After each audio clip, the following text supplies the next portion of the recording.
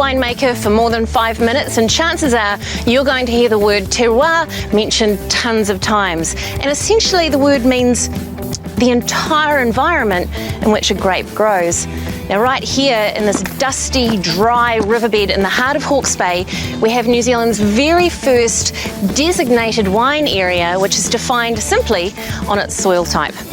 And it's pretty special.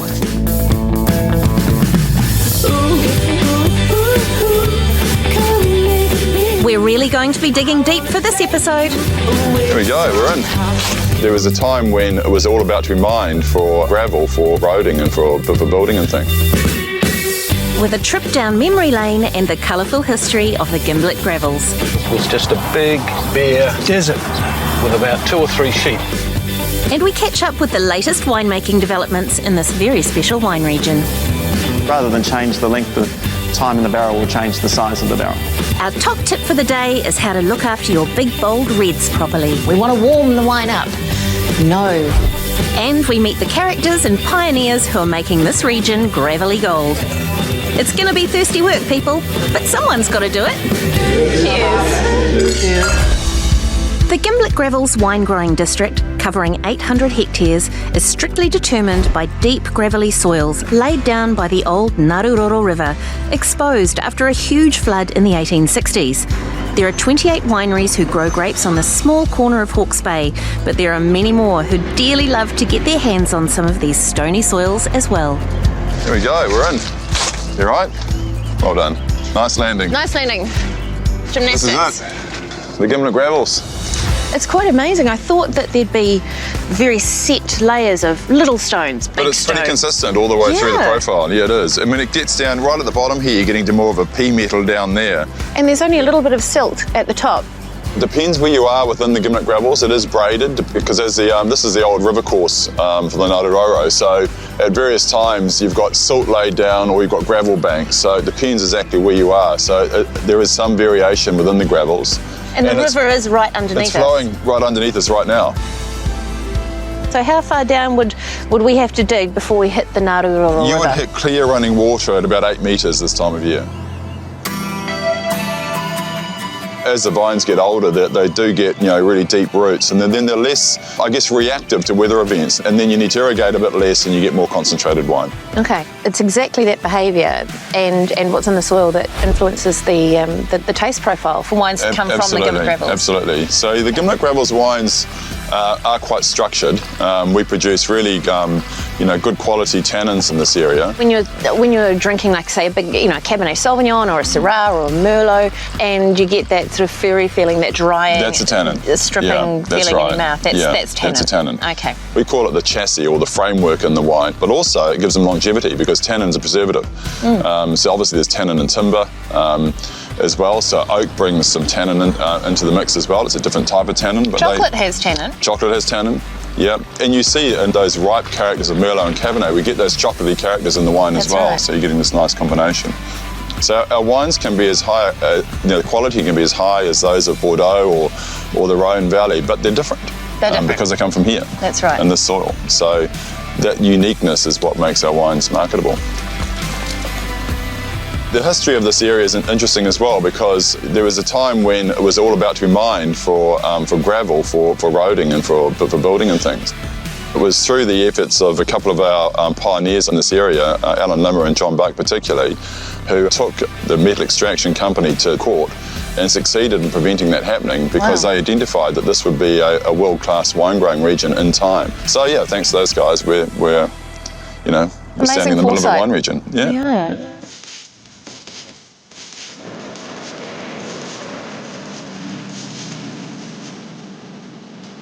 So let's say you're lucky enough to own a small patch of land with extraordinary character, like the Gimblett Gravels. Then I guess you could be very hands-off in the winery because the land will do the work for you. Or you could take those amazing grapes to the next level with some clever viticulture and winemaking. So collectively, you guys have been working with grapes from the Gimblett Gravels since eons ago, really, haven't you? Since Adam was a boy. Yeah. 1990 something. And it's all been plain sailing, isn't it? This year. Yeah. Wow, 20 years. Oh yeah, it's a romantic dream. what are some of the different things that you have to do to set up a vineyard here than you would in a different part of the country? Water stress. Yeah, basically. Okay. The water, you put water on this ground, it disappears. Right. You know, so you need to keep providing water for the young vines, and they don't have very big root systems. Within one given row, you can have a varying water demand. That's one of the challenge, but it's also the beauty of the Gimblett Gravels, is that diversity in the soil. It gives us a character, it makes the wine sing. You know, we have had some challenging seasons, but if there's anywhere I'd want to be growing when you have a challenging season, it's right here in the Gravels, because you do have that really free-draining soil that Chris talked about, where the rain will disappear after a heavy downpour. I think most vines on the Gimblett Gravels have a healthy concern about their... So they're stressed. Yeah. Are they tasting good? Or should we pick? That should be good. No, I'm not picking till after Easter. No, I think I'd say another couple of weeks. It's exciting when it's over. And you've got them in the fermenter, and they're happy, and they smell nice, and they look good. There's a big sigh of relief. Yeah. Phew, all the fruit's in.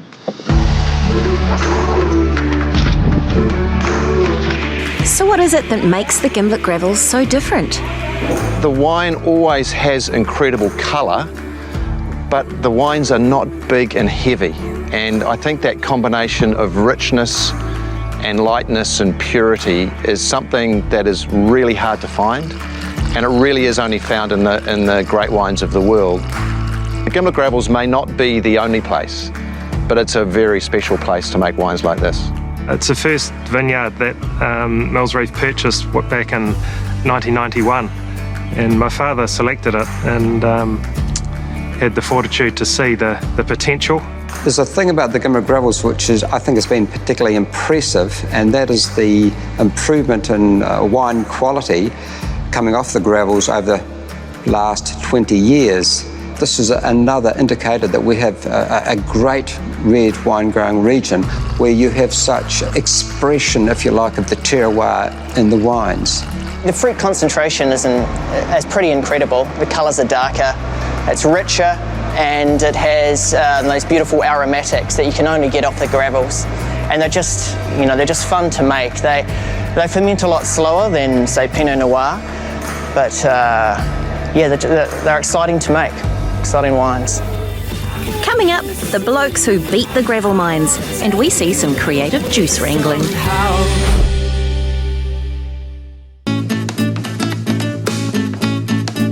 Lucky for those of us who like a good drop of wine, before the gravel mining company set its sights on digging up the Gimblett Gravels for roads and concrete, there are a few hardy souls that saw the potential of the land, against all odds and public opinion at the time. These three blokes were among the first: Chris Pask, Gavin Yortt and Joe Babbage. It was just a big, bare desert with about 2 or 3 sheep from there to here. And they wouldn't have got fat. The Gimblett family who used to graze it here, they could only graze it a little bit after the spring, when the spring growth, because it was just dried off and just went absolutely brown for the rest of the season. So tell me, who do you remember was the first person to actually put a vineyard in the Gimblett Gravels or in this area? We did. It was you, Chris? Yeah, 1981. Okay. Same time as David Irving and Gavin. That was a gift. It was a gift? Yeah. Because they couldn't give it away? They let it go $1,000 an acre, and you could make your own mark on the bit you wanted. Now, you used to be a top dressing pilot, is that right? I did. Through the year we could see the different seams of silt and the different seams of gravel in there, and it looked like a good place to plant some. Plus it was cheap, and being a bit miserable, we bought the cheap stuff.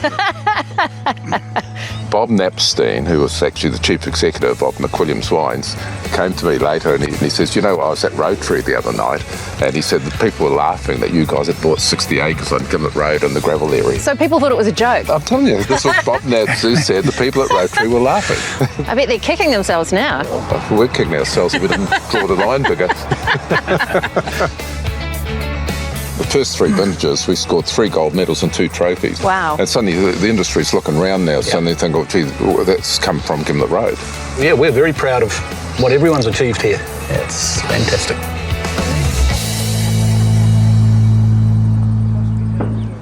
The best vantage point to look over the Gravels region is from the top of Roy's Hill. So what's so special about the Gravels in terms of Chardonnay?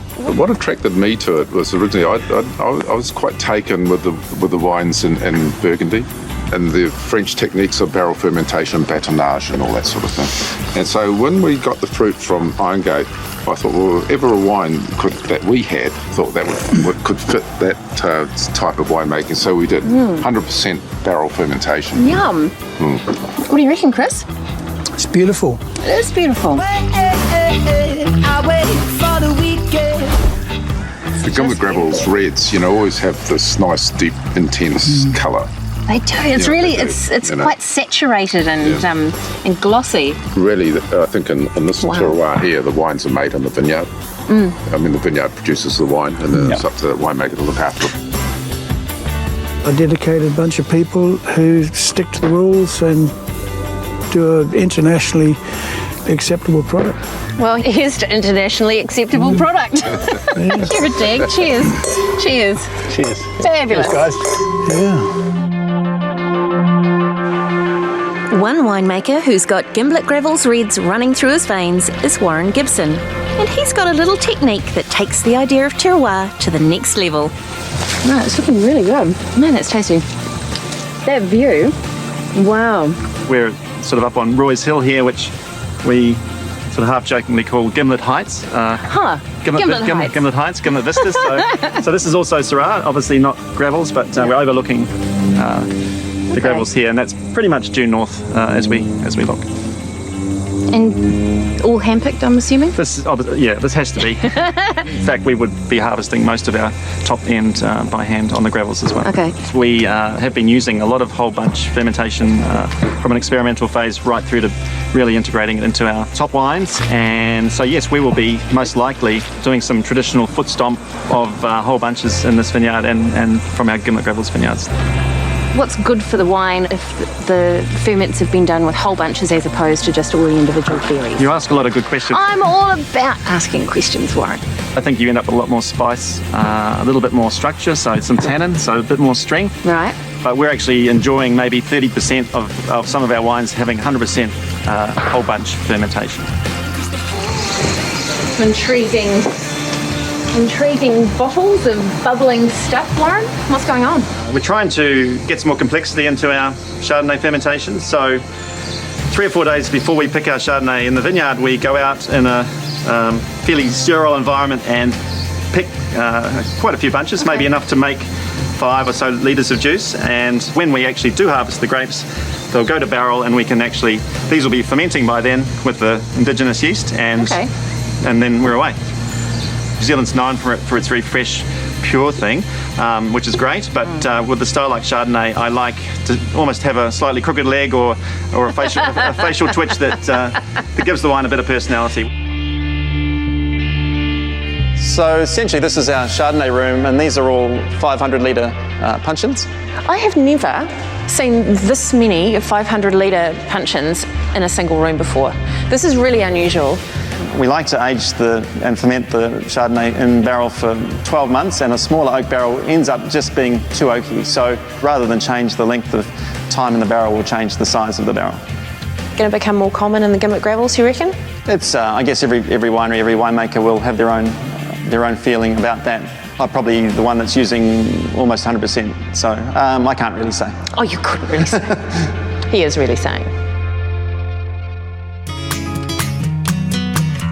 Across the Gravels at Pask Winery, carrying on the traditions begun by Chris all those years ago, Kate Radburn has been pushing the enological envelope since eons ago.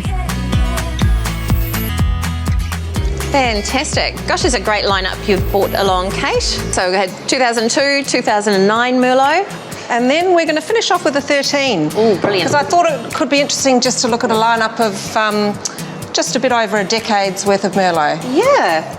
It's amazing when you look at the differences in the colour. Isn't that just lovely? That's exactly what red wine does with age. It becomes this beautiful brick red colour, and in its infancy it's these lovely bright sort of purple hues. So 2002, there's beautiful fruit, there's lovely spice, and there's a chocolate character coming through. Is this a typical Merlot progression? Merlot, to me, of all the varieties we grow in the gravels, just responds so dramatically depending on where we grow it. On our really free-draining gravelly sites, we get very spicy primary fruit. Definitely spicy. When the silt's a bit more deep, it has more depth, we get more meaty, earthy, gamey characters and that really rich sort of plummy fruits. So 2009, what was it like? I think one of the things that Merlot does really well is it takes on it has a lovely plush, soft texture, and I think that softening with a bit more time in the bottle shows that really well. Really is smooth, beautifully structured. It's like a lovely understated elegance to me in that wine. And then we have the 13, which was a warmer vintage, but you can see straight away how that's fresher. It is. There's more vibrant fruit, and purely because it's a younger wine. Yeah, lots of berries, boysenberry, raspberry, cherry. Do you just pinch yourself every day that this is what you do? Sometimes in the morning when I go out and I sample, and you just see the potential of the wine that's from the grapes that are hanging on that vine, and you think, look, I just can't wait to get into it. Coming up, it's time to meet the gang. Yes, there's a gang. Every good wine show's got a gang. Cheers. I can't fight this feeling now. Right or wrong, there's no way out. Yummy. So here's the thing, if you've decided to spend some good money on a really good bottle of red wine, it could be Syrah, Merlot, Cabernet Sauvignon, Malbec, a blend of anything, Pinot Noir even, what you need to be doing is making sure you're getting the very best from that bottle from the get-go. So here are a couple of tips. First thing is you need a decent glass. Nothing too small. You need a glass with a good sized bowl in the bottom. The reason for that is you need to be able to swirl the wine. And swirling the wine exposes the wine to oxygen, which helps kickstart all those really gorgeous aromas and flavours. Secondly, you don't want to fill your glass up too much. See, I've only put an inch or so in the bottom of this. This helps me swirl. Lastly, we have this obsession with drinking our red wines too warm. We want to warm the wine up. No, too warm and it will taste broad and flabby. This is going to sound strange, but if it's a really hot day or if it's been in a warm place, just pop that bottle in the fridge for half an hour. You'll be amazed at how fresh it is. And you'll love it.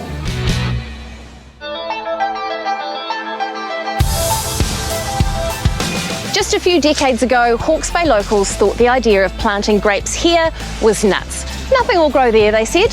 So what I really admire about the guys and girls of the Gimblett Gravels Wine Growers Association is that collectively they've managed to pull off something really, really special.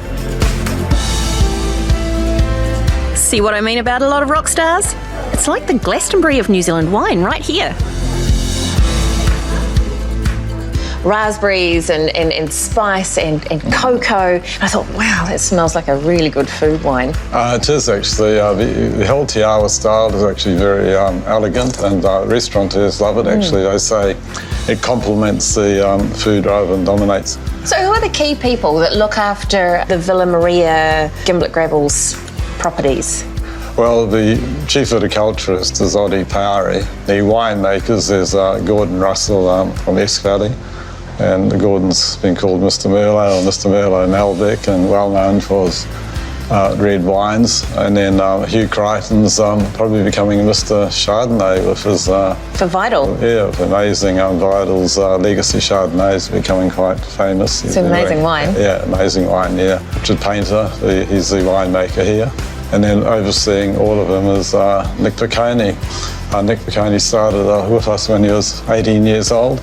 It's a real kind of family, people that have been here for a long time. And in a funny way, Gimblett Gravels almost has more recognition in the UK particularly than Hawke's Bay. It's really funny, Gimblett Gravels carries a lot of panache actually.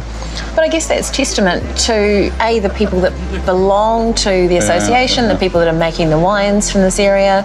They're clearly not letting the side down, you know, because the wines just get better and better and better and better every year. Yeah. Very strong base foundation. Yeah. But now we're getting absolutely superb wines that probably if they were out of France and might even be we'll overtake them one day. $500 a bottle. Yeah. Matching their dishes to wine from the Gimblett Gravels is something the kitchen crew at Te Awa are pretty good at. So fresh, crisp, spicy salads, creamy grilled local fish, and peppery venison with Jerusalem artichokes and Syrah grapes are going to keep everyone happy. Spice around the venison goes really well with the slight spiciness of the Syrah. Yeah, like the pepper sort of character that you get.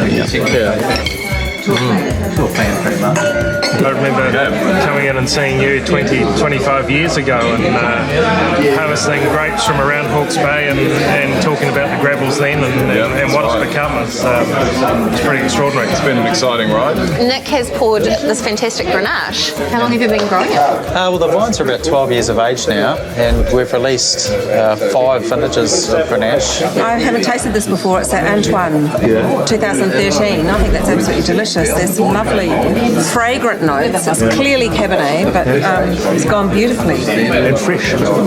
Lovely sweetness and fruit flavours here. The Element Wines, quite a new player in the Gimblett Gravels. We're the newest. Yeah, the label was launched October last year. So, yeah. 2015? 2015. And you're from Hawke's Bay, or? No, we came down from Auckland. 3.5? We understand. 3.5.